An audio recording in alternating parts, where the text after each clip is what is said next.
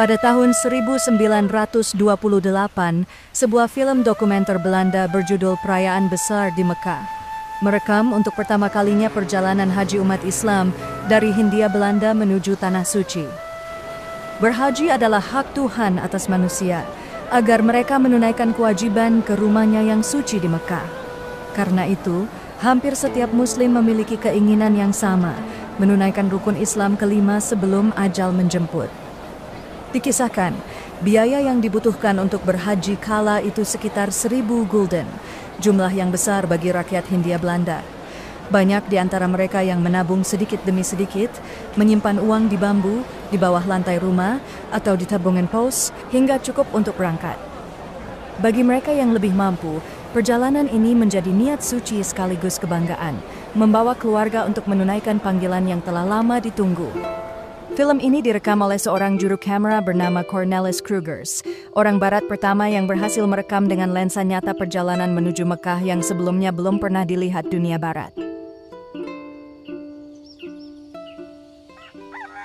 Setelah uangnya terkumpul, para calon haji mulai mencari atau mendatangi agen haji, perantara resmi yang mengatur seluruh perjalanan ke Tanah Suci.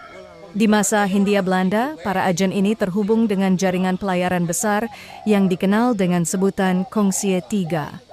Tiga perusahaan besar, Nederlands Indische Stoomvaart Maatschappij, Rotterdamse Lloyd, dan Java China Japan Line, bersatu dalam kerjasama yang mengatur arus jamaah haji dari seluruh kepulauan Nusantara menuju Jeddah.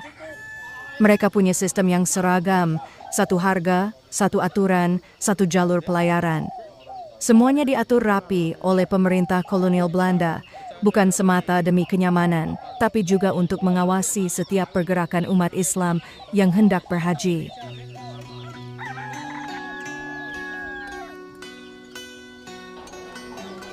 Surat izin haji atau yang disebut Pilgrim's Pass sudah diterbitkan oleh pemerintah kolonial, maka berangkatlah para calon haji dari kampung halamannya, berpamitan kepada keluarga, tetangga, dan sahabat.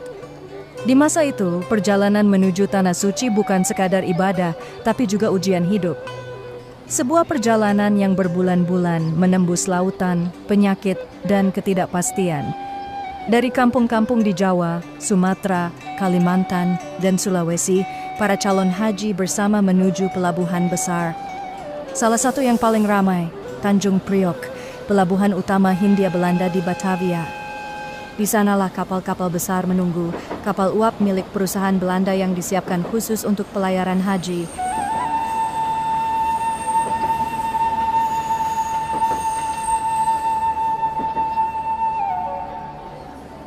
Pelabuhan utama di Batavia, pintu gerbang Hindia Belanda menuju dunia luar.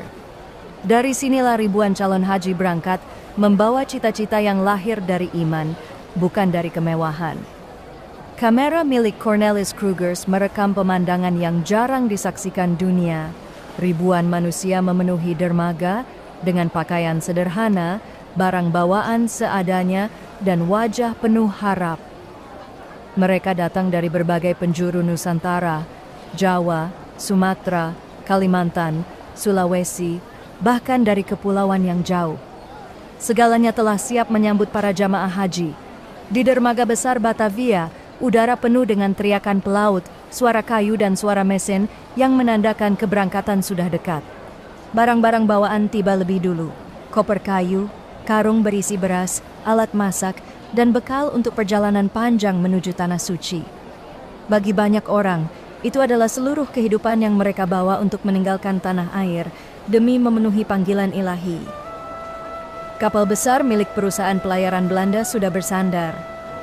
Di sini, kran kapal nyaris tidak dibutuhkan karena tenaga manusia jauh lebih murah daripada tenaga mesin.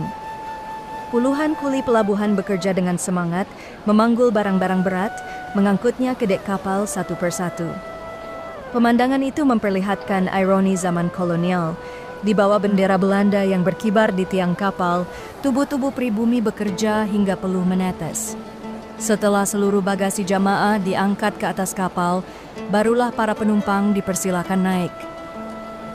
Dari kerumunan itu, tampak para lelaki tua bersarung, perempuan berkerudung, dan wajah-wajah yang campuran antara bahagia dan gugup. Mereka naik kapal sambil menoleh ke darat untuk yang terakhir kalinya, menatap keluarga yang melambai di tepi dermaga. Ketika peluit panjang terdengar, suasana mulai berubah hening. Itulah tanda bahwa kapal akan siap berangkat. Para sahabat, keluarga, dan kerabat yang mengantar harus turun dari kapal. Perpisahan yang tak semua sanggup untuk menatapnya. Dalam keramaian dan tangis yang saling bercampur, tali-tali pengikat kapal dilepaskan. Mesin uap mulai berputar, air laut bergolak di sisi lambung kapal, dan perlahan kapal bergerak meninggalkan Tanjung Priok. Dari atas dek, para jamaah melambaikan tangan untuk yang terakhir. Dari bawah, terdengar doa yang tak sempat diucap lantang. Inilah momen suci yang direkam kamera Cornelis Krugers dengan ketepatan luar biasa. Detik-detik ketika ribuan umat Islam dari Hindia Belanda memulai perjalanan mereka menuju Mekah.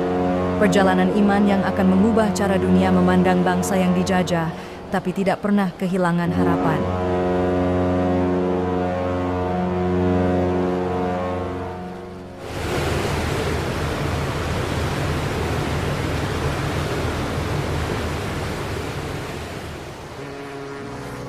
Kapal jamaah haji berlayar meninggalkan Tanjung Priok menuju Palembang.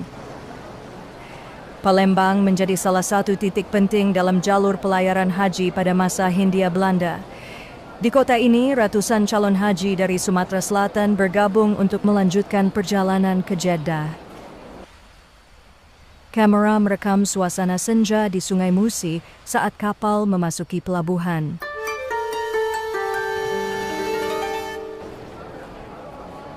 Palembang adalah salah satu pelabuhan utama di Sumatera Selatan, sekaligus titik pemberangkatan penting dalam jalur pelayaran haji Hindia Belanda. Di sini, ratusan calon haji bergabung dengan rombongan dari Jawa. Mereka datang melalui Sungai Musi, menggunakan perahu kecil, membawa barang bawaan dan bekal perjalanan. Petugas pelayaran Belanda mencatat setiap nama, memeriksa dokumen, dan menimbang barang yang akan diangkut. Semua diatur dengan ketat, karena pemerintah kolonial menerapkan sistem pengawasan penuh terhadap arus jamaah haji. Bagi calon haji, proses itu bukan halangan. Mereka sabar menunggu giliran, menenteng karung, koper, atau tikar, lalu naik ke kapal dengan wajah tenang. Setelah seluruh penumpang naik, suasana di kapal berubah semakin padat. Di dek bawah, koper dan karung disusun tinggi. Di dek atas, jamaah mulai mencari tempat untuk beristirahat selama pelayaran panjang menuju Laut Malaka. Dari pelabuhan Palembang, kapal akan berlayar ke arah utara, menuju Penang di Semenanjung Malaya. Tempat transit resmi sebelum menyeberangi Laut Andaman dan melanjutkan perjalanan ke Jeddah. Palembang menjadi saksi penting dari gelombang besar umat Islam dari Hindia Belanda yang menunaikan ibadah haji di awal abad ke-20.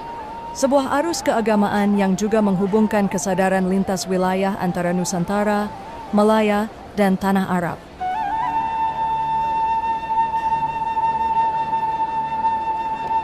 Sebelum pelayaran besar dimulai, para jamaah melakukan pembelian terakhir di pelabuhan. Mereka membeli kebutuhan tambahan, air minum, makanan kering, kain ihram, serta obat-obatan sederhana untuk menghadapi perjalanan laut yang panjang. Di masa itu, perjalanan menuju Mekah bisa memakan waktu berbulan-bulan. Karena itu, setiap jamaah harus menyiapkan bekal secukupnya agar tidak kekurangan di tengah laut. Setelah semua keperluan terpenuhi, kapal kembali berangkat. Jalurnya menuju Sabang, pelabuhan di ujung barat Sumatera yang menjadi titik akhir wilayah Hindia Belanda. Di Sabang, kapal berhenti sejenak untuk menjalani pemeriksaan medis. Setiap penumpang diperiksa oleh petugas kesehatan kolonial. Suhu tubuh, kondisi fisik, dan kebersihan diperhatikan dengan ketat. Pemeriksaan ini wajib dilakukan bagi semua jamaah haji sebelum meninggalkan wilayah Hindia Belanda. Tujuannya untuk mencegah penyebaran penyakit menular seperti kolera yang sering muncul di kapal haji pada masa itu. Setelah pemeriksaan selesai dan kapal dinyatakan layak berlayar, peluit panjang kembali terdengar. Dari Sabang, pelayaran besar menuju Tanah Suci pun dimulai.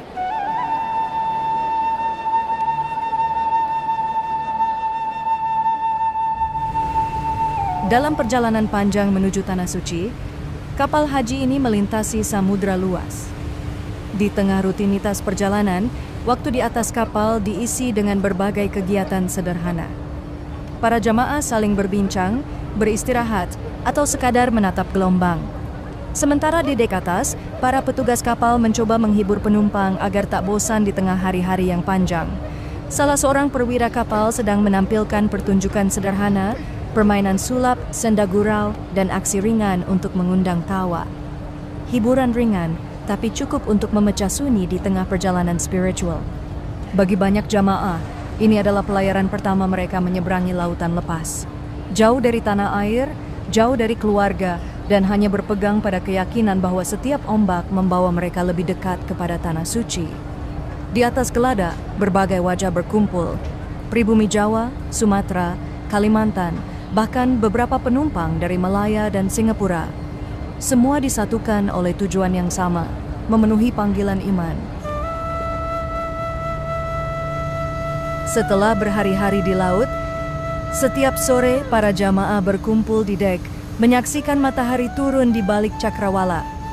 Melihat warna langit yang berubah dari jingga ke merah tua, pemandangan yang selalu sama, tapi tidak pernah terasa membosankan. Setelah berminggu-minggu melintasi samudra, kapal haji akhirnya mendekati gerbang Laut Merah, wilayah yang oleh banyak pelaut disebut pintu menuju Tanah Suci. Di pelabuhan Perim, jamaah dari India Britania naik ke kapal. Mereka datang dari arah timur, membawa dialek, pakaian, dan kisah perjalanan mereka sendiri. Dalam satu dek kapal, kini berkumpul ribuan manusia dari berbagai negeri, Hindia Belanda, India, Malaya, dan Afrika Timur.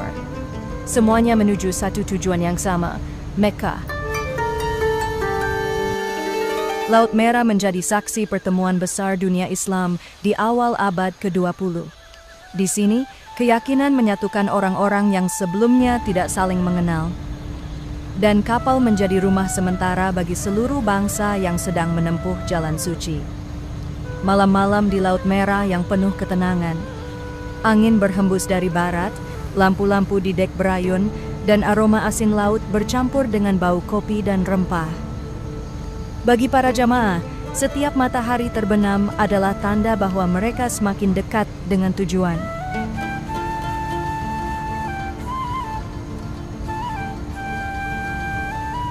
Setelah berjam-jam menatap laut, akhirnya dari kejauhan tampak daratan, pelabuhan Jeddah, gerbang menuju Tanah Suci yang selama ini hanya disebut dalam doa. Setelah perjalanan panjang melintasi samudra, suasana di kapal berubah. Wajah-wajah penumpang yang sebelumnya tenang kini makin semangat, penuh harap dan haru. Di dek atas, jamaah berdesakan ingin melihat lebih dekat kota suci yang selama ini hanya mereka dengar dari cerita para haji terdahulu. Inilah saat yang paling ditunggu, pendaratan di Jeddah. Proses penurunan penumpang berlangsung. Ribuan jamaah dari berbagai negeri, Hindia Belanda, India, Malaya, Mesir, dan Afrika Timur, menunggu giliran untuk turun ke perahu kecil yang akan membawa mereka ke dermaga. Di bawah pengawasan petugas kolonial dan otoritas Arab, setiap penumpang diperiksa satu persatu. Barang bawaan, dokumen perjalanan, dan kesehatan menjadi perhatian utama. Karena di masa itu, wabah penyakit kerap menjadi ancaman di pelayaran haji. Di balik suasana sibuk dan hiruk-pikuk pelabuhan, ada rasa syukur yang tidak bisa disembunyikan.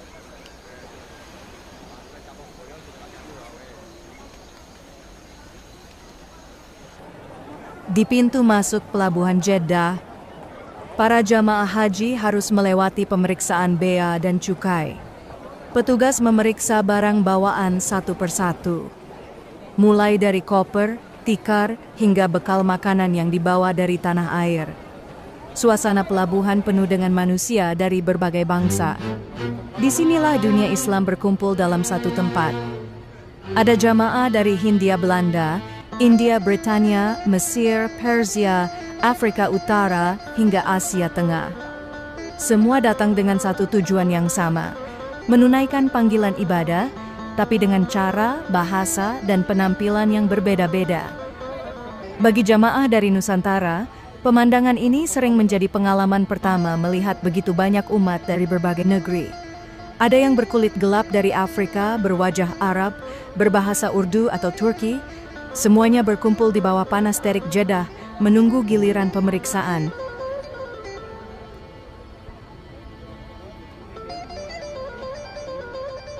Jeddah, pelabuhan utama menuju kota suci Mekah dan pintu masuk bagi jamaah haji dari seluruh dunia. Inilah Jeddah, gerbang utama kota dan masuk ke kawasan yang padat penduduk. Suasana Jeddah di tahun 1920-an sangat ramai. Jalan-jalan yang sempit, namun selalu dipenuhi orang dari berbagai bangsa. Kamera merekam beberapa potongan kehidupan kota. Gang-gang kecil, bangunan tinggi bergaya arsitektur Timur Tengah, dan rumah-rumah bertingkat dengan jendela kayu besar yang berfungsi untuk menahan panas dan menjaga sirkulasi udara.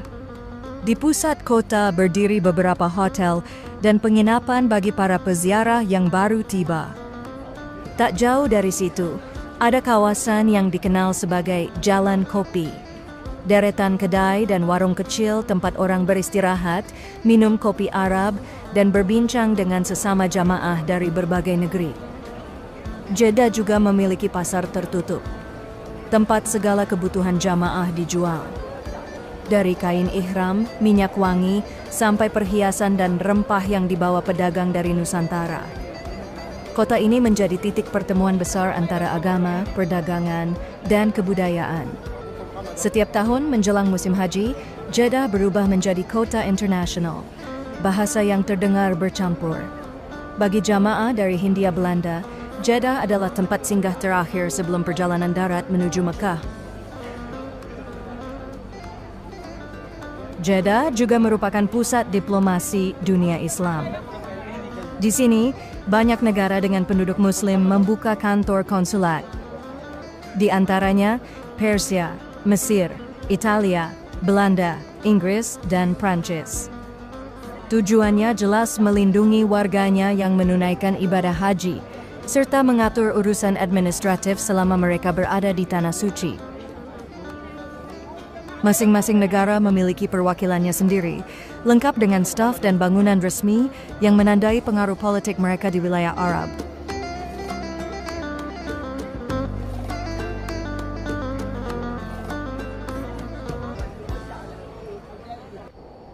Inilah makam Hawa yang berada di pinggiran kota Jeddah. Bagi penduduk setempat, tempat ini dikenal sebagai makam Hawa. Lokasi yang sejak lama diyakini sebagian umat sebagai tempat dimakamkannya Hawa, istri dari Nabi Adam, ibu dari seluruh manusia.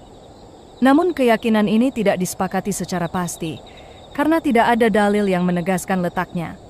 Meski demikian, bagi para jamaah haji yang datang dari jauh, singgah di tempat ini menjadi momen perenungan tentang asal mula manusia dan tujuan akhir setiap perjalanan. Di luar tembok kota Jeddah berdiri perkemahan para pekerja dari Afrika. Mereka datang ke tanah Arab untuk mencari nafkah menjadi buruh pelabuhan, pengangkut barang, dan pekerja kasar. Orang-orang yang bekerja tanpa dikenal, namun berperan besar dalam memastikan perjalanan haji tetap berlangsung. Mereka adalah pekerja keras yang terhormat, melayani jamaah dari berbagai negeri, termasuk dari Nusantara. Merekalah denyut kehidupan pelabuhan, tulang punggung yang membuat roda ibadah dan perdagangan terus berputar di Tanah Suci.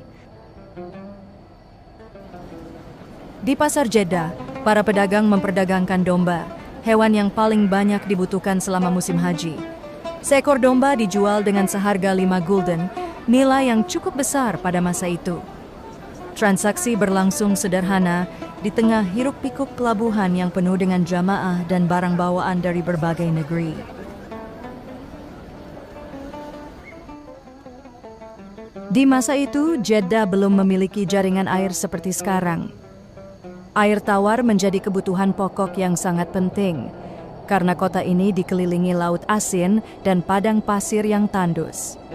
Untuk mendapatkan air, penduduk harus pergi ke luar kota, ke sumur-sumur dalam yang disebut Zakputen, sumur air tawar alami yang menjadi sumber utama kehidupan di wilayah ini. Air ditimba dari dasar sumur, lalu dituangkan ke dalam kantong kulit yang diangkut oleh unta dan keledai. Perjalanan dari sumur ke kota bisa memakan waktu berjam-jam di bawah teriknya matahari. Sesampainya di Jeddah, air kemudian dijual kepada penduduk setempat, ke penginapan para jamaah, dan juga untuk keperluan hewan yang mereka pelihara. Satu unta bisa membawa sekitar 200 liter air dalam satu kali perjalanan. Beban berat yang menuntut tenaga dan ketahanan luar biasa.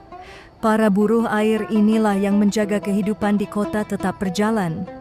Tanpa mereka, Jeddah di masa itu takkan mampu menampung ribuan jamaah haji yang datang dari berbagai penjuru dunia. Air asin sangat mudah didapatkan.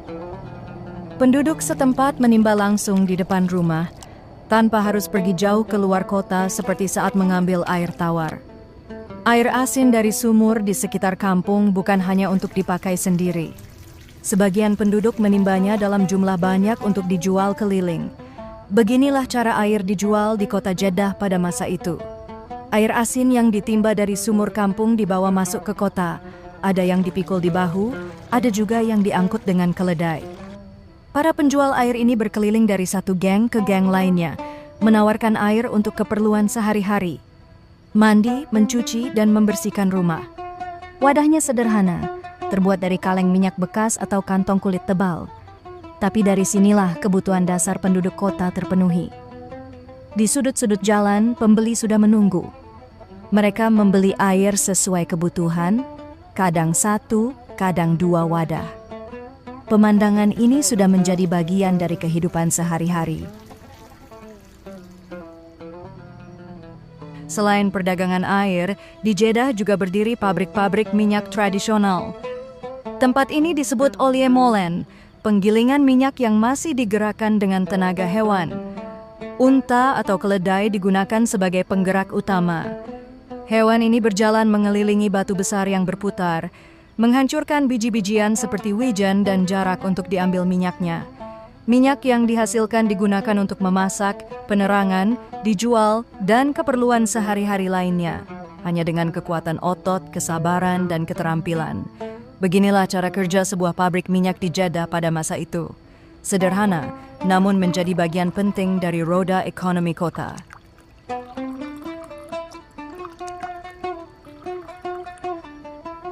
Jeddah, kota pelabuhan di tepi Laut Merah ini, memiliki keindahan arsitektur yang khas. Rumah-rumahnya berdiri rapat, menjulang tinggi dengan balkon-balkon kayu yang menjorok ke jalan. Setiap sudut bangunannya memantulkan pengaruh berbagai bangsa. Arab, Mesir, India, dan sedikit sentuhan Turki mencerminkan pertemuan budaya yang berlangsung selama berabad-abad.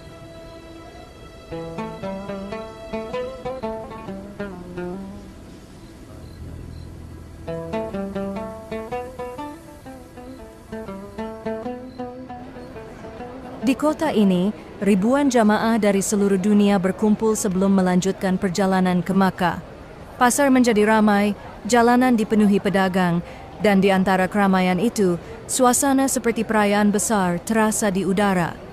Ada yang menjual makanan, kain, perhiasan, hingga barang-barang dari negeri jauh. Segalanya hidup, hiruk-pikuk yang menandakan Jeddah sebagai pintu gerbang Tanah Suci.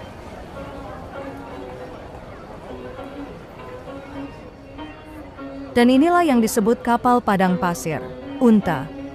Selama ribuan tahun, hewan ini menjadi sahabat manusia di wilayah Arab. Ia bukan sekadar alat angkut, tapi bagian dari hidup, dari perjuangan, bahkan dari sejarah ibadah itu sendiri. Di tengah padang pasir yang luas, unta mampu berjalan berhari-hari tanpa air, menyimpan tenaga di tubuhnya, dan tetap tegak di bawah terik matahari. Langkahnya lambat, tapi pasti. Ia menempuh jarak yang tak sanggup dilewati kendaraan lain pada masa itu. Bagi penduduk Jeddah dan para jamaah haji, unta adalah penghubung antara laut dan Tanah Suci, antara pelabuhan dan Makkah. Dari punggung unta inilah ribuan jamaah dari Nusantara, India, Afrika, dan negeri-negeri jauh melanjutkan perjalanan menuju Tanah Haram.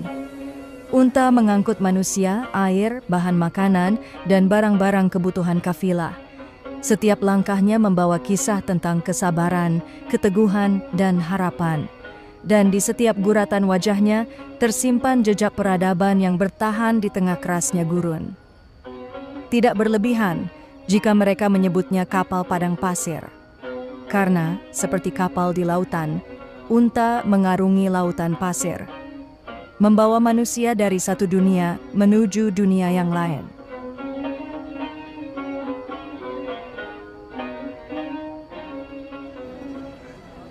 Sebelum memulai perjalanan menuju Tanah Suci, setiap jamaah mengenakan pakaian ihram, tanda bahwa mereka telah berniat berhaji. Sebelum memakainya, tubuh dibersihkan terlebih dahulu, lalu diolesi minyak agar tetap segar di tengah udara gurun yang kering. Ritual sederhana, membersihkan diri lahir dan batin sebelum menghadap ke rumah Tuhan. Pakaian ihram tidak berjahit. Bagi laki-laki hanya 2 lembar kain putih. 1 dililitkan di pinggang, 1 diselendangkan di bahu. Kain yang sama dipakai oleh raja maupun rakyat biasa, meniadakan perbedaan pangkat, harta, dan kedudukan. Inilah momen ketika setiap manusia kembali pada hakikatnya, sama di hadapan Tuhan. Tidak ada yang rendah dan tidak ada yang lebih tinggi. Semua sama di hadapannya. Hanya amal ibadah yang menentukan nilai manusia, mana yang tinggi dan mana yang rendah derajatnya di sisi Tuhan.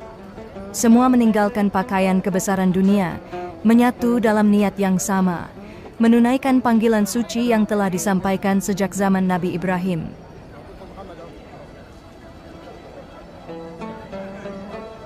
Semua jamaah kini bersiap untuk berangkat menuju Makkah. Setelah membersihkan diri dan mengenakan pakaian ihram, mereka mulai mengatur barang bawaan, mengikatkan tali di pelana unta, dan memastikan semuanya siap untuk perjalanan panjang melintasi padang pasir. Suasana pelabuhan dan jalanan kota perlahan mulai berubah. Keramaian pasar berganti dengan barisan kafilah yang mulai tersusun. Ada yang berjalan kaki, ada yang menunggang unta, namun semuanya menuju satu arah, Tanah Suci, tempat tujuan setiap hati yang rindu. Wajah-wajah para jamaah memancarkan harap dan keteguhan. Tidak ada yang tahu bagaimana perjalanan nanti. Karena perjalanan haji pada masa itu tidaklah mudah. Sebagian orang mengatakan, perjalanan ini mencerminkan bagaimana kehidupan yang dijalani di kampung. Ada yang ringan, ada yang berat, ada yang penuh ujian. Waktu tempuhnya pun tidak sebentar. Berhari-hari di bawah panas, di tengah padang pasir yang luas dan tandus. Namun di balik segala ketidakpastian itu, ada keyakinan yang sama, bahwa setiap langkah yang diambil adalah ibadah. Mereka meninggalkan Jeddah dengan doa, dengan hati yang telah dibersihkan, dan dengan harapan untuk sampai di hadapan Ka'bah, tempat di mana setiap jiwa kembali menunduk dalam sujud. Unta-unta pembawa barang mulai dimuati. Karung gandum, air, peralatan memasak, selimut, dan barang bawaan jamaah diikat satu persatu di punggungnya.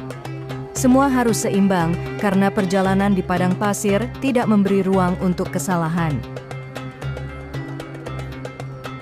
Para jamaah memeriksa kembali bekal mereka, air minum, makanan kering, dan obat-obatan sederhana. Semuanya dibawa secukupnya karena yang lebih penting adalah tenaga dan kesabaran. Inilah persiapan menuju perjalanan besar melintasi padang pasir.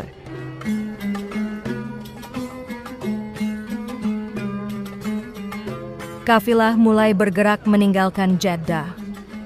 Langkah-langkah unta perlahan membawa jamaah menuju padang pasir yang luas. Tanah tanpa bayangan pohon, tanpa suara selain angin yang berhembus. Inilah perjalanan menuju Makkah. Perjalanan yang menuntut kesabaran, tenaga, dan keyakinan. Siang hari mereka berjalan di bawah panas yang menyengat, malam hari beristirahat di atas pasir yang dingin menggigit. Di gurun ini tidak ada yang mudah. Air terbatas, makanan dijaga agar cukup untuk berhari-hari. dan hanya arah matahari yang menjadi penunjuk jalan. Namun tidak satu pun dari mereka yang tampak gentar. Langkah mereka pelan, tapi pasti, seolah setiap tapak kaki adalah bagian dari doa yang panjang. Dari kejauhan, barisan kafilah itu tampak kecil di antara hamparan pasir. Tapi justru disitulah maknanya, bahwa manusia sekecil apapun di hadapan gurun akan selalu besar ketika berjalan dengan niat menuju Tuhan.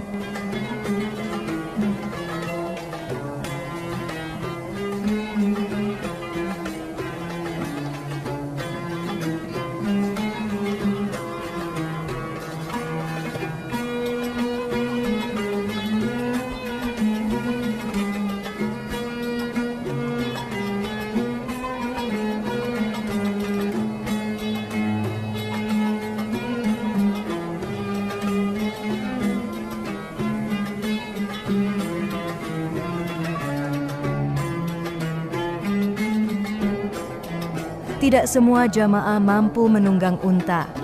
Bagi sebagian orang, berjalan kaki adalah satu-satunya cara menuju Makkah.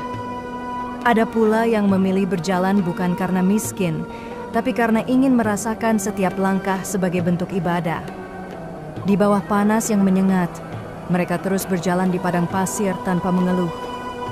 Akhirnya, setelah menempuh perjalanan panjang, rombongan pejalan kaki pertama tiba di Al-Amin, gerbang menuju Tanah Suci.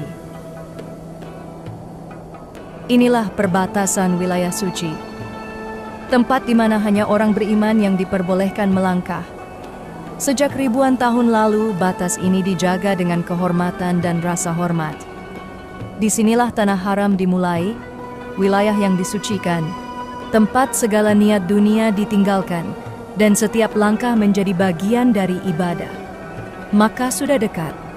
Hanya beberapa jam lagi, para jamaah itu akan melihat Ka'bah, tujuan dari seluruh perjalanan panjang ini. Makkah, kota suci, pusat arah setiap doa umat Islam di seluruh dunia. Inilah tujuan dari perjalanan panjang yang telah mereka tempuh berhari-hari melewati laut dan padang pasir.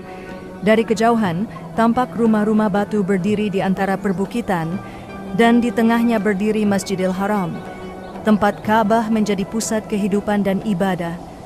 Bagi para jamaah, tibanya di kota ini adalah awal dari penghambaan yang sesungguhnya. Semua lelah, panas, dan debu yang menempel di tubuh seolah terhapus oleh rasa haru ketika mata pertama kali memandang ke arah Ka'bah. Setiap langkah di tanah ini adalah doa. Setiap napas menjadi zikir. Dan setiap hati yang sampai ke sini tahu bahwa inilah tujuan sejati dari perjalanan hidup mereka.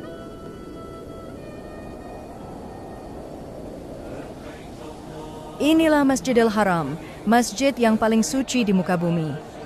Di tengahnya berdiri Ka'bah, rumah pertama yang dibangun untuk menyembah Allah.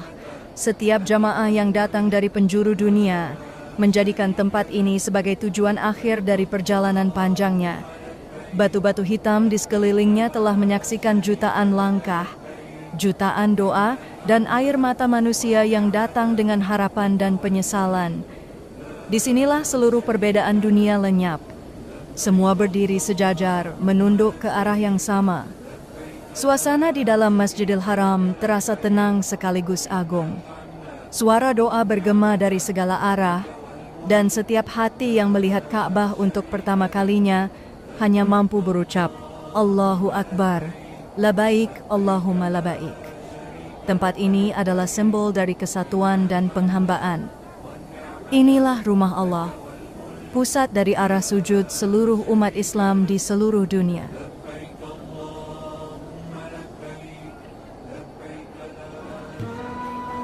Inilah tawaf, mengelilingi Ka'bah sebanyak 7 kali. Ibadah yang telah dilakukan sejak zaman Nabi Ibrahim. Setiap langkah mengelilingi Ka'bah adalah bentuk pengakuan bahwa hidup manusia berputar mengitari satu pusat, Allah Sang Pencipta semesta. Di antara jutaan orang yang hadir, tidak ada perbedaan. Semua bergerak ke arah yang sama, dengan ritme yang sama, menyatu dalam satu lingkaran besar penghambaan. Bagi banyak jamaah, inilah momen yang paling menggetarkan. Mereka menangis, berdoa, dan bersyukur karena akhirnya sampai di titik ini. Titik di mana perjalanan panjang berakhir di hadapan rumah Allah. Di dekat Ka'bah terdapat sumur Zam-Zam. Sumber air yang diyakini muncul ketika Siti Hajar berlari antara Safa dan Marwah mencari seteguk air untuk anaknya Ismail. Dari tanah yang kering dan tandus, air itu memancar dengan izin Allah, dan sejak saat itu airnya tidak pernah berhenti mengalir hingga hari ini. Air Zam-Zam menjadi saksi kasih seorang ibu dan simbol keyakinan bahwa pertolongan Allah selalu datang di saat manusia tak lagi berdaya. Tidak jauh dari sana berdiri Jabal Qubais, gunung tua yang mengawasi Makkah sejak masa para nabi. Dari sinilah, menurut sebagian riwayat, Nabi Muhammad pertama kali melihat cahaya wahyu di kejauhan. Dua tempat ini, Zam-Zam dan Jabal Qubais, adalah saksi dari perjalanan iman manusia. Di bawah panas matahari dan di tengah keramaian jamaah, keduanya tetap berdiri dalam keheningan, menjaga sejarah suci yang tidak pernah padam.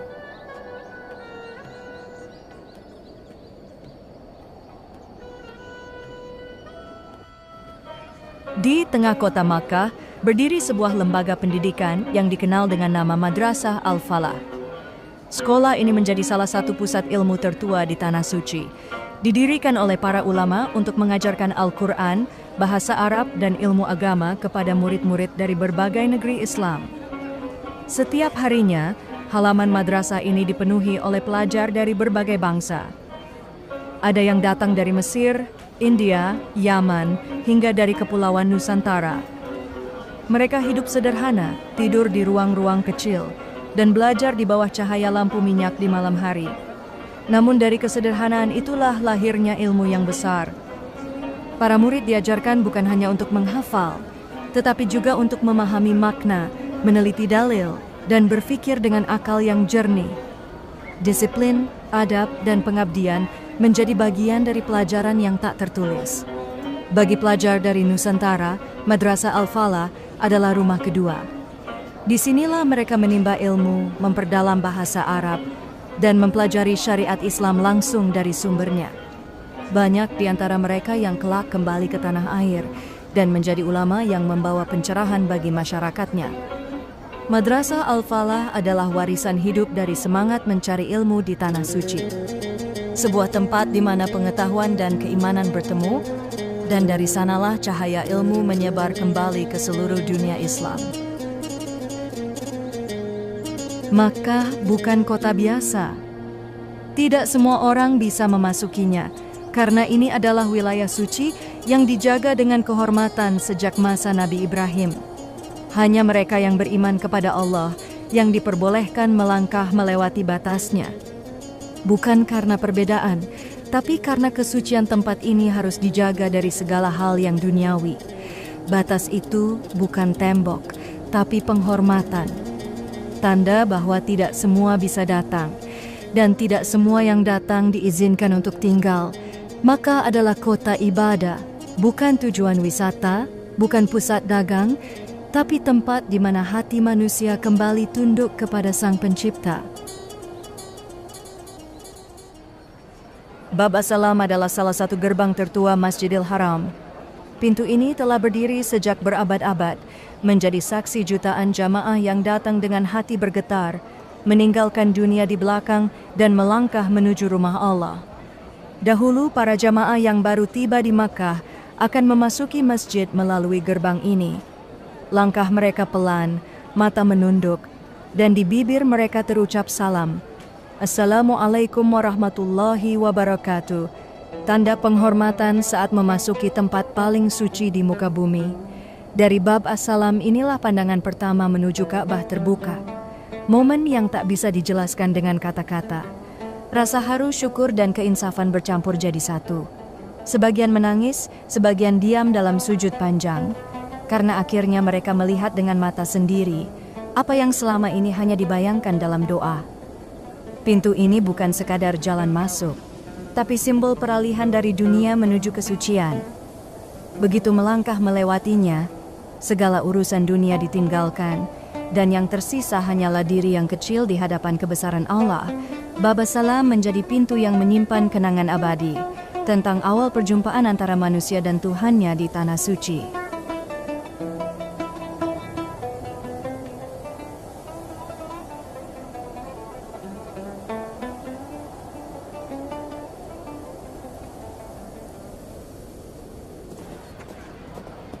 Pada masa itu, Makkah telah berada di bawah kekuasaan Raja Abdul Aziz bin Saud, penguasa yang dikenal sebagai pemersatu Jazirah Arab setelah masa panjang peperangan antar kabilah. Inilah rekaman kedatangannya ke kota suci.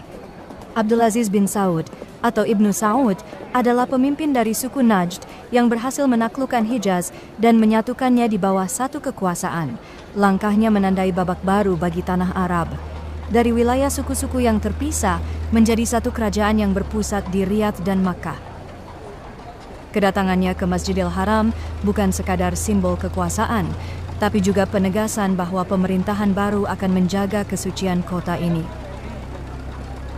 Di balik kesederhanaan penampilannya, terdapat ambisi besar untuk membangun pemerintahan yang stabil di tanah para nabi.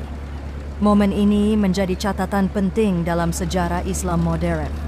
Saat dunia menyaksikan lahirnya kekuasaan baru di semenanjung Arab yang kelak dikenal sebagai Kerajaan Arab Saudi.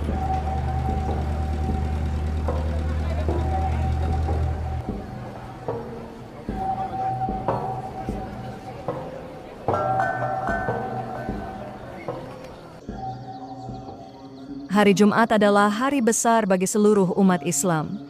Masjidil Haram dipenuhi lautan manusia dari berbagai bangsa. Semua berdiri menghadap ke satu arah, ke Ka'bah, pusat dari seluruh dunia Islam. Dari wajah-wajah itu, tidak ada lagi perbedaan bahasa, warna kulit, atau asal negeri. Semua melebur dalam satu kesatuan yang sama, keyakinan bahwa hanya Allah yang layak disembah. Suara azan berkumandang di antara dinding batu tua Makkah. Ribuan orang serentak menundukkan kepala, meninggalkan segala urusan dunia, dan bersujud dalam keheningan yang penuh khusyuk. Bagi siapapun yang menyaksikannya, inilah pemandangan yang tidak akan pernah terlupakan. Saat seluruh dunia Islam terasa menyatu dalam satu gerakan, satu arah, satu sujud, satu kalimat, La ilaha illallah, Muhammadar Rasulullah.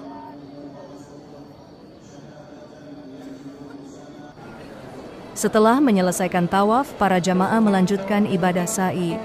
Berjalan 7 kali antara Bukit Syafa dan Marwah.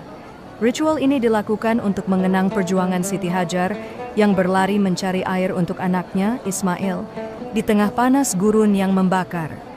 Dari kisah itu lahirlah makna yang tidak akan pernah hilang tentang keteguhan seorang ibu dan keyakinan bahwa pertolongan Allah datang setelah kesungguhan. Para jamaah mengikuti jejak itu dengan langkah pelan.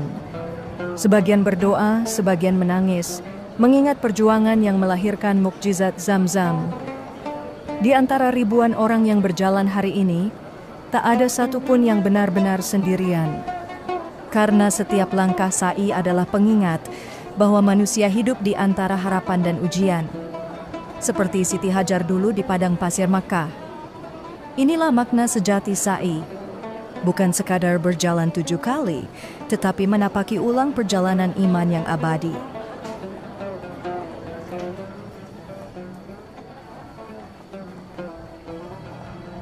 Di pinggiran kota Makkah, kehidupan berjalan sederhana namun dinamis. Inilah pasar Badui, tempat para pedagang dan penggembala bertemu untuk menjual kambing, domba, dan hasil bumi. Pasar ini menjadi nadi ekonomi kota suci, menyediakan kebutuhan harian bagi penduduk dan jamaah yang datang dari berbagai negeri. Di sisi lain, terdapat rumah potong terbuka, di mana semua pekerjaan dilakukan dengan tangan. Suatu pemandangan yang menunjukkan bagaimana masyarakat di masa itu hidup sepenuhnya dari tenaga dan keterampilan sendiri. Di tengah tanah yang tandus, keberadaan air adalah anugerah terbesar.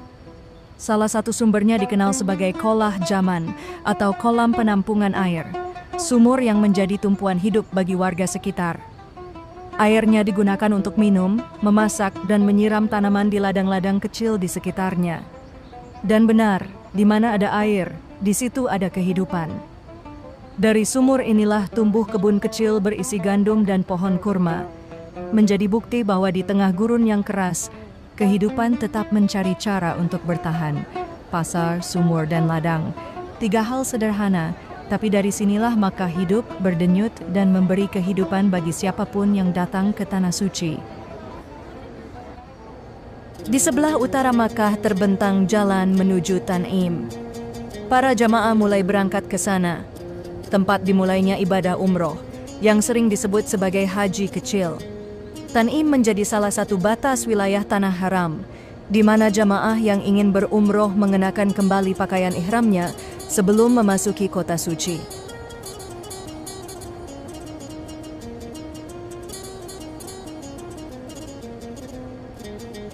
Disinilah berdiri sebuah rumah ibadah tua yang kelak dikenal sebagai Masjid Aisyah, tempat Sayyidah Aisyah memulai ihramnya atas izin Nabi Muhammad SAW. Bagi banyak jamaah, Tan'im adalah titik awal untuk memperbarui niat ibadah, mengulang kesucian, dan meneguhkan hati di hadapan Allah. Dari tempat ini mereka kembali menuju Makkah, melangkah dengan tenang di bawah teriknya matahari, dengan hati yang bersih dan niat yang diperbarui.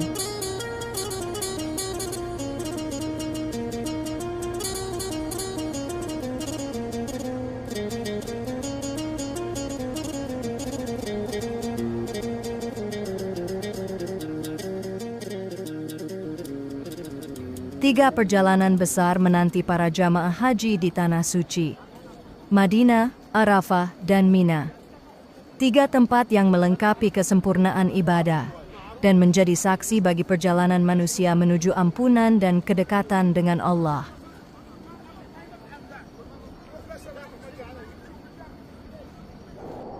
Setelah ibadah haji usai, pada hari ketiga bulan ke-12 kalender Islam, para jamaah mulai berangkat menuju Madinah, kota yang dijuluki Al-Munawwarah, kota yang diterangi cahaya. Madinah bukan sekadar kota, tapi tanah yang diberkahi. Disinilah Nabi Muhammad membangun masyarakat Islam pertama, menyebarkan risalah tauhid, dan meninggalkan warisan yang masih hidup hingga lebih dari 13 abad kemudian. Kota ini tetap menjadi saksi kebesaran beliau. Suasananya tenang, udaranya membawa keteduhan, dan setiap langkah di jalan-jalan Madinah terasa seperti menapaki jejak sejarah yang suci. Di tengah kota berdiri Masjid Nabawi, masjid yang dibangun oleh tangan Rasulullah SAW bersama para sahabatnya. Tempat ini menjadi pusat ilmu, doa, dan persaudaraan sejak zaman awal Islam. Dan di bawah kubah hijau yang megah itu, terletak makam Nabi Muhammad SAW, manusia pilihan yang membawa rahmat bagi seluruh alam. Setiap jamaah yang datang menundukkan kepala dengan air mata, menyampaikan salam dan rasa cinta kepada beliau yang ajarannya telah mengubah dunia dengan cahaya iman dan kasih sayang. Madinah menjadi akhir dari perjalanan fisik, tapi awal dari perjalanan batin yang sesungguhnya. Karena siapapun yang sampai ke kota ini akan pulang dengan hati yang berbeda, lebih tenang, lebih lembut, dan lebih sadar bahwa hidup ini adalah perjalanan panjang menuju Allah. Dari menara Masjid Nabawi, suara azan terdengar. Panggilan untuk sholat yang sejak zaman Nabi Muhammad SAW tidak pernah berhenti. Suara muazin menggema di seluruh Madinah, menandakan masuknya waktu sholat. Semua aktivitas berhenti sejenak. Para jamaah berwudu lalu menuju masjid untuk menunaikan sholat berjamaah. Suasana Madinah terasa tenang. Suara azan dan bacaan sholat menjadi bagian dari kehidupan sehari-hari di kota ini. Setelah perjalanan panjang dari Jeddah hingga Makkah, dan setelah menunaikan rukun haji, semua berakhir dengan sholat, tanda bahwa ibadah tidak berhenti di perjalanan, tapi terus berlangsung dalam kehidupan sehari-hari.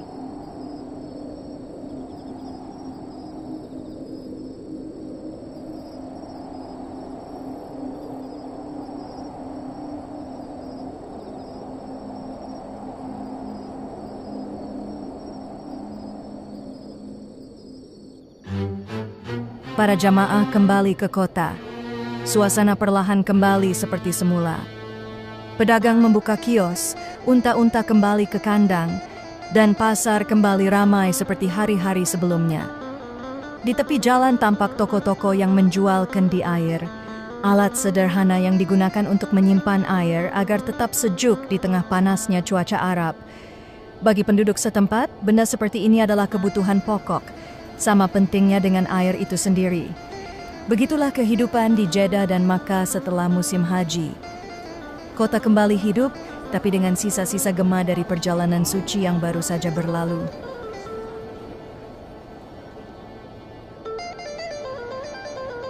Di sekitar kota, air menjadi hal paling berharga. Tanah yang kering dan tandus menuntut usaha besar untuk mengalirkan air dari sumur menuju ladang. Sistem irigasi di sini masih sederhana, mengandalkan aliran manual, kerja keras unta dan manusia. Setiap tetes air yang mengalir di gurun ini adalah hasil ketekunan. Diperlukan kesabaran dan tenaga untuk menjaga agar tanaman tetap hidup. Karena di tanah seperti ini, kehidupan hanya bisa bertahan dengan kerja keras dan keteguhan. Beginilah Makkah setelah musim haji. Suci bukan hanya karena ibadah, tapi karena keteguhan orang-orang yang tinggal di dalamnya.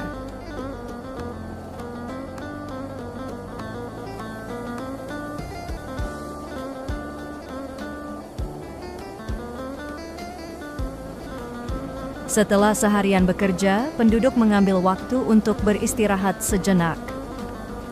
Di kota ini, aktivitas dimulai sejak pagi dan baru berhenti ketika matahari mulai turun. Istirahat singkat ini menjadi satu-satunya waktu untuk memulihkan tenaga. Beginilah keseharian di Tanah Suci pada masa itu. Kesederhanaan dan ketekunan berjalan berdampingan, menjadi bagian dari kehidupan yang terus berputar dari hari ke hari. Sebelum berangkat menuju Arafah, para jamaah terlebih dahulu melakukan tawaf di sekitar Ka'bah. Tawaf ini dilakukan sebagai bentuk penyempurnaan ibadah dan sebagai penghormatan terakhir sebelum meninggalkan tanah haram. Bagi para jamaah, momen ini menjadi saat yang tenang untuk berdoa, memohon agar perjalanan menuju Arafah berjalan lancar dan diberkahi. Keberangkatan menuju Arafah dimulai. Para jamaah meninggalkan Makkah, sebagian menunggang unta, sebagian berjalan kaki. Perjalanan ini tampak mudah bagi yang melihat, namun kenyataannya penuh tantangan. Panas gurun, jarak yang jauh, dan tubuh yang mulai letih setelah rangkaian ibadah sebelumnya. Beberapa jamaah menumpang mobil, kendaraan baru yang mulai digunakan untuk menempuh jarak di padang pasir. Namun di medan seperti ini, teknologi belum sepenuhnya bisa diandalkan. Salah satu mobil mogok di tengah jalan. Tanpa banyak bicara, para jamaah turun dan mendorong bersama. Panas matahari membakar, pasir lembut menghambat roda, tapi semangat untuk melanjutkan perjalanan tidak padam. Iman yang teguh, kerja sama yang kuat, dan tekad untuk menyelesaikan perjalanan suci dengan cara apapun yang dimiliki. Beberapa unta tiba-tiba mengamuk, gelisah karena panas, dan suara bising di sekitarnya. Hewan-hewan itu berontak, menendang, duduk, dan mencoba melepaskan diri dari tali pengikat. Bagi yang belum terbiasa, pemandangan ini mungkin menegangkan. Tapi bagi para pengendali, hal seperti ini sudah biasa dilalui, karena menjadi bagian dari perjalanan. Dengan sabar mereka menarik tali, menenangkan, menepuk leher dan mengangkat kepala mereka ke arah yang tenang. Butuh waktu, tenaga, dan pengalaman untuk menenangkan seekor unta di tengah gurun seperti ini. Namun tidak satupun jamaah yang mengeluh. Mereka menunggu dengan sabar, memahami bahwa perjalanan haji tidak hanya menguji tubuh, tetapi juga kesabaran dan keteguhan hati. Setelah beberapa saat, barisan kembali teratur. Unta-unta yang sempat mengamuk akhirnya kembali tenang. Dan kafilah melanjutkan perjalanan menuju Arafah dengan langkah yang perlahan tapi pasti. Setelah menempuh perjalanan panjang, jamaah mulai tiba di Arafah. Mereka mendirikan tenda, menyalakan api, dan menyiapkan makanan sederhana. Lautan tenda membentang sejauh mata memandang, menampung ribuan umat Islam dari berbagai negeri. Di tengah padang itu berdiri Jabal Rahmah, Gunung Kasih Sayang. tempat di mana Nabi Muhammad SAW pernah berdiri menyampaikan khutbah haji terakhirnya. Setiap tahun, para jamaah berhenti di sini, menundukkan kepala, berdoa, dan memohon ampunan kepada Allah. Dari segala arah, jamaah terus berdatangan. Ada yang berjalan dengan langkah tenang, ada yang mencari tempat berteduh di bawah tenda kain. Mereka datang dari berbagai negeri, tapi bersatu dalam tujuan yang sama, menunaikan panggilan suci di Padang Arafah.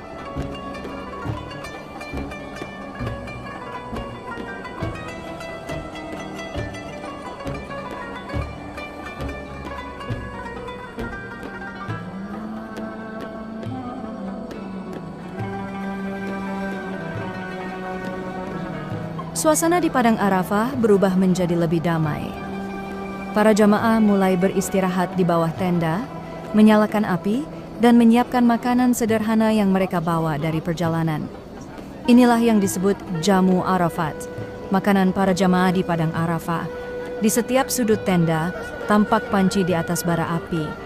Sebagian memasak nasi, sebagian lagi merebus daging atau membuat roti tipis untuk berbagi. Tidak ada jamuan besar atau makanan mewah, hanya hidangan sederhana yang dimasak bersama.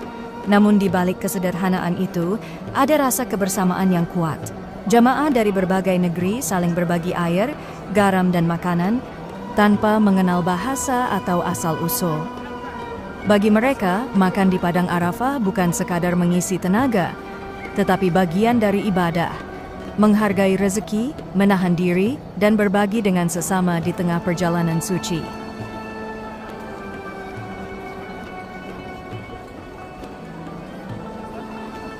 Beberapa jamaah juga beristirahat di dalam tenda.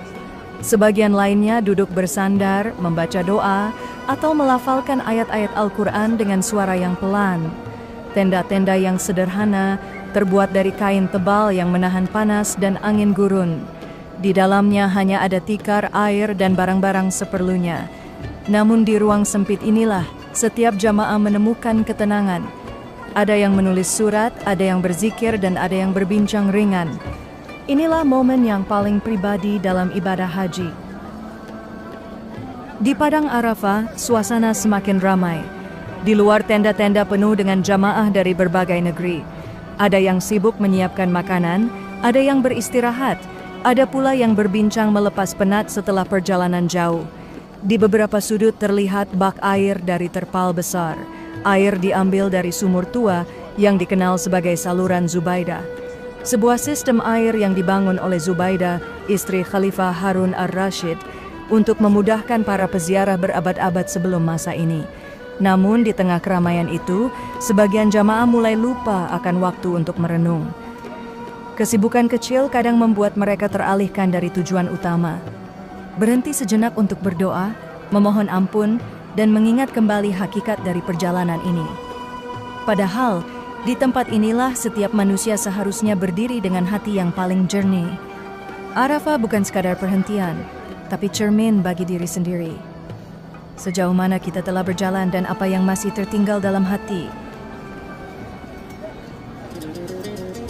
Menjelang pagi, para jamaah mulai meninggalkan Arafah.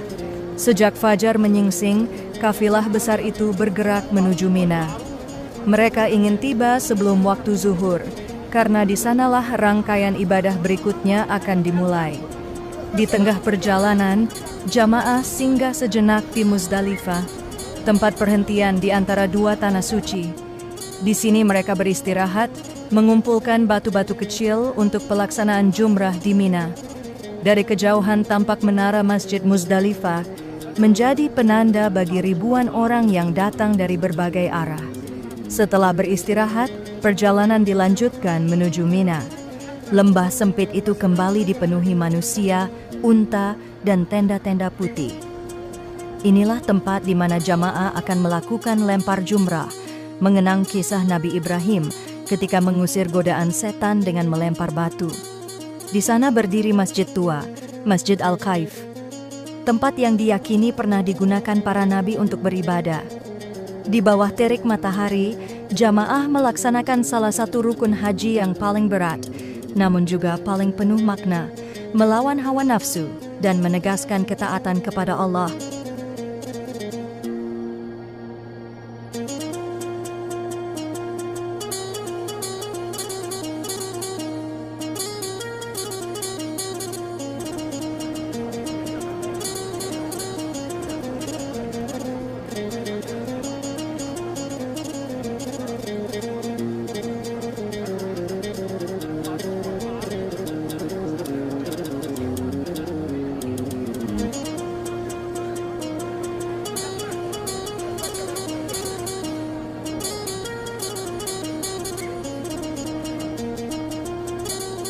Di Mina, para jamaah menemukan tempat beristirahat di tenda-tenda dan rumah-rumah yang disiapkan khusus untuk musim haji.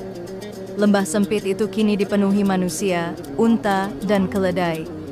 Arus jamaah bergerak tanpa henti dalam dua arah, melintasi jalan-jalan Mina yang di luar musim haji nyaris selalu sepi sepanjang tahun. Pada hari Nahar, hari penyembelihan kurban, ribuan jamaah melaksanakan ibadah lempar jumrah. Mereka melempar 7 batu kecil ke arah tugu batu di Mina. Setiap lemparan diiringi ucapan, Bismillah, Allahu Akbar. Ritual ini dilakukan dengan penuh khidmat, mengenang kisah Nabi Ibrahim ketika menolak godaan setan, sebuah simbol ketaatan dan keberanian untuk menolak segala yang menyesatkan. Setelah selesai, rombongan besar itu mulai bergerak kembali menuju Makkah. Sebagian menunggang unta, sebagian berjalan kaki, dan sebagian lainnya menumpang kendaraan modern yang mulai muncul pada masa itu. Gerobak, kereta sewaan, bahkan mobil taksi yang sudah beroperasi di jalur haji. Namun di antara keramaian itu masih tampak orang-orang Badui yang melintas dengan unta tunggangan mereka, berjalan tegak tanpa menyingkir dari siapapun di jalan sempit gurun itu. Semua bergerak menuju arah yang sama, menyelesaikan ibadah dengan tubuh lelah, namun hati yang telah tenang.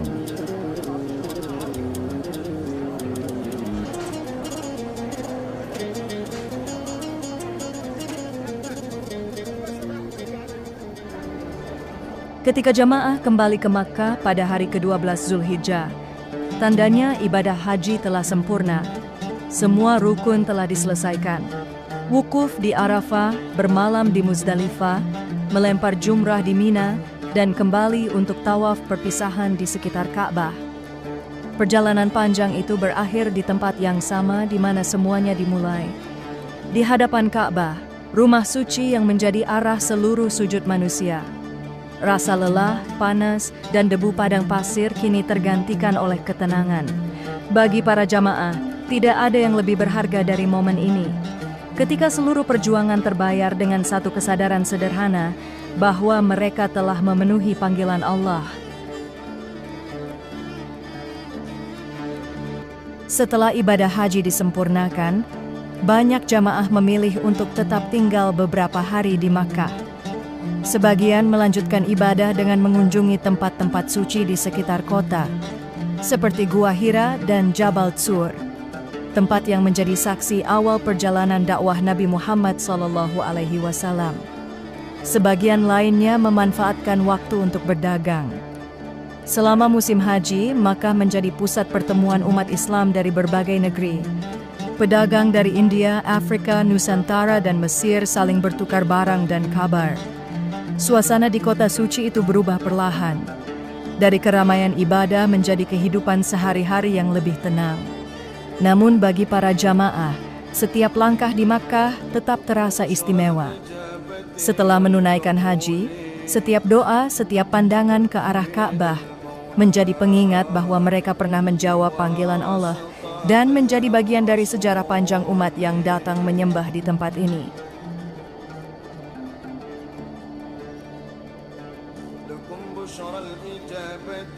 Sebelum meninggalkan Tanah Suci, para jamaah kembali ke Masjidil Haram untuk memberi salam terakhir kepada Ka'bah dengan langkah yang pelan dan penuh khusyuk, seakan tak ingin berpaling dari rumah Allah yang menjadi tujuan seluruh perjalanan ini. Tawaf perpisahan dilakukan dengan tenang. Tidak ada lagi hiruk-pikuk seperti hari-hari sebelumnya. Hanya suara doa yang terucap dan pandangan terakhir yang tertuju ke Ka'bah, tempat di mana semua pengorbanan, perjalanan, dan harapan berpadu menjadi satu. Bagi banyak jamaah, ini adalah momen yang sulit dijelaskan dengan kata-kata. Setelah berminggu-minggu berada di Tanah Suci, mereka kini harus bersiap untuk kembali menempuh perjalanan panjang pulang ke tanah air. Namun perpisahan ini bukan akhir, melainkan awal dari kehidupan yang telah berubah. Karena setiap orang yang telah menunaikan haji pulang dengan hati yang berbeda dari saat mereka berangkat. Setelah mengucap salam terakhir, para jamaah segera menuju pelabuhan Jeddah.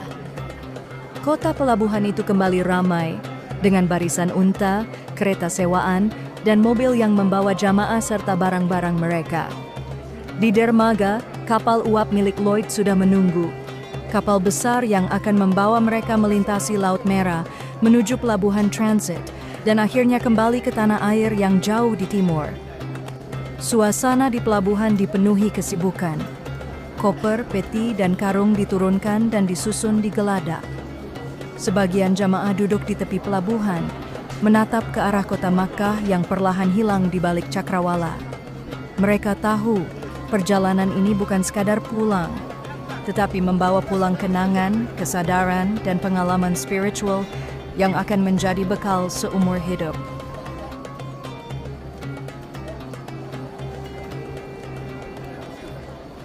Setelah berminggu-minggu berada di Tanah Suci, rombongan jamaah kini kembali menuju pelabuhan Jeddah. Perahu-perahu kecil menjemput mereka dari dermaga, mengantarkan satu persatu menuju kapal besar yang berlabuh di tengah laut.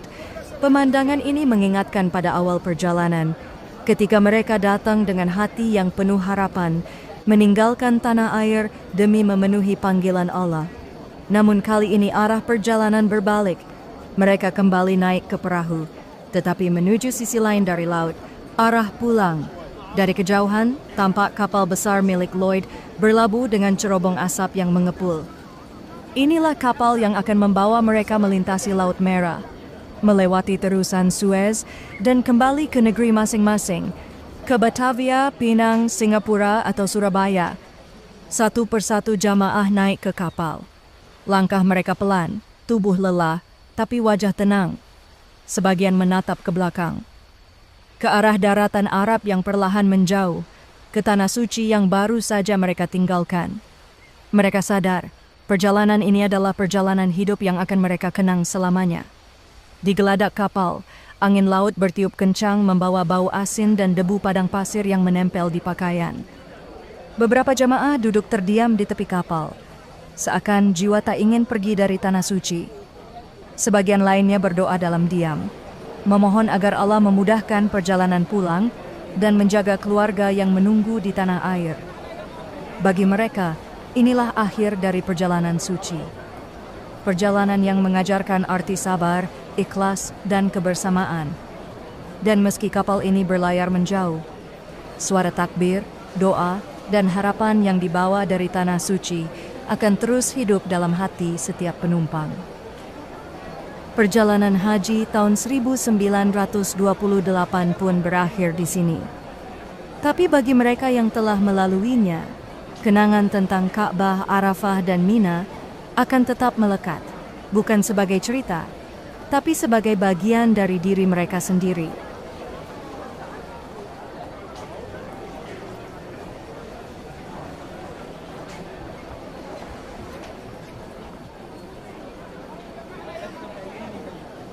Sebelum kapal berangkat meninggalkan pelabuhan, seorang pengawas datang menggunakan perahu kecil dan akan naik ke atas kapal. Ia adalah David van der Meulen, konsul Belanda di Jeddah. Kehadirannya menandai pengawasan terhadap jamaah dari Hindia Belanda. Ia akan memeriksa nama, jumlah penumpang, dan catatan perjalanan. Secara resmi disebut sebagai upaya melindungi jamaah. Namun pada masa itu, semua langkah pengawasan selalu berlapis makna politik. Setelah semua proses selesai, perjalanan pulang pun dimulai. Mesin kapal dihidupkan dan langsung bergerak meninggalkan pelabuhan Jeddah dengan kecepatan penuh menuju tanah air.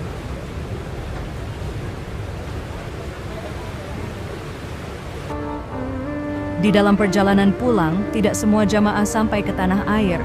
Di tengah laut ada 2 penumpang yang wafat di atas kapal.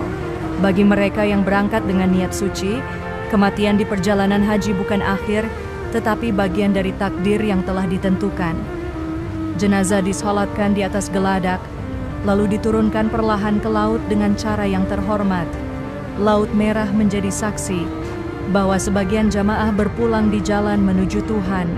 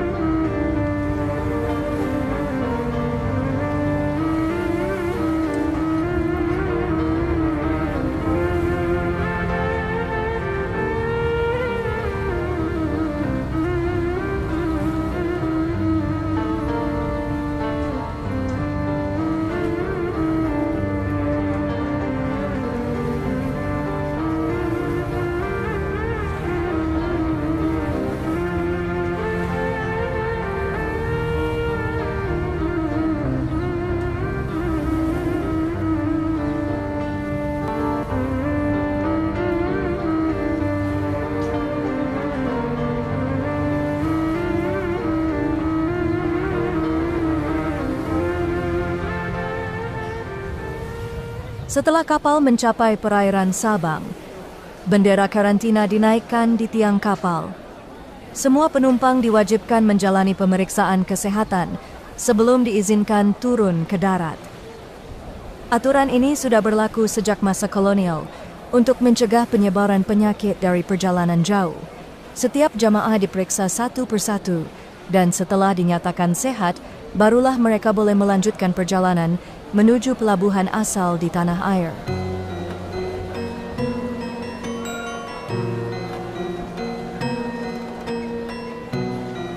Inilah titik akhir dari perjalanan panjang para jamaah haji. Dari pelabuhan ini, mereka akan kembali ke kampung halaman masing-masing, ke Aceh, Minangkabau, Tapanuli, dan daerah lain di Nusantara. Pelabuhan Belawan menjadi saksi kembalinya para haji dari Tanah Suci, membawa kisah, pengalaman, dan perubahan dalam hidup mereka. Bagi sebagian, perjalanan ini bukan hanya ibadah, tapi juga awal dari kesadaran baru tentang dunia, tentang bangsa, dan tentang diri mereka sendiri.